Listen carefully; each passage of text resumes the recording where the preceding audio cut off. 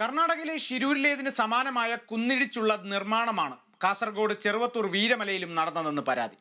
ദേശീയപാത നിർമ്മാണത്തിന്റെ ഭാഗമായി നടക്കുന്ന കുന്നിടിക്കലുകൾ അടിമുടി ചട്ടവിരുദ്ധമെന്നും ആക്ഷേപം.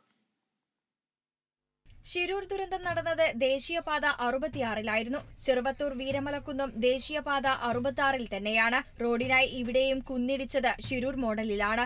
അതിതീവ്ര മഴയെ താങ്ങാൻ സാധിക്കുന്ന രീതിയിലല്ല കുന്നിടിച്ചുള്ള റോഡ് നിർമ്മാണമുള്ളത്. ഇന്ത്യൻ റോഡ് കോൺഗ്രസും പ്ലാനിംഗ് കമ്മീഷനും നിർദ്ദേശിക്കുന്ന മാനദണ്ഡങ്ങൾ പാലിക്കാതെയാണ് കരാർ കമ്പനി നിർമ്മാണ പ്രവർത്തനങ്ങളുമായി മുന്നോട്ടു പോകുന്നതെന്ന് പരിസ്ഥിതി പ്രവർത്തകരും ചൂണ്ടിക്കാട്ടുന്നു. റോഡ് എങ്ങനെയാണ് പണിയേണ്ടത്, അതിന്റെ എഞ്ചിനീയറിംഗ് സ്റ്റാൻഡേർഡ്സ് എന്തെല്ലാമാണെന്നുള്ളത് ഇന്ത്യൻ റോഡ് കോൺഗ്രസ് ാണ് സ്റ്റാൻഡേർഡ് ആയിട്ട് അംഗീകരിച്ചിരിക്കുന്നത്.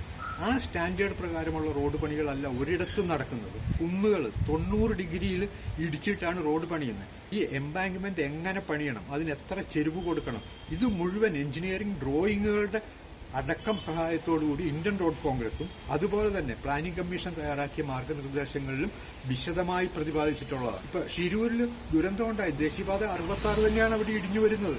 എപ്പോൾ വേണമെങ്കിലും ഷിരൂരിന് സമാനമായ മണ്ണിടിച്ചിൽ ദുരന്തം ഇവിടെയും സംഭവിക്കാം.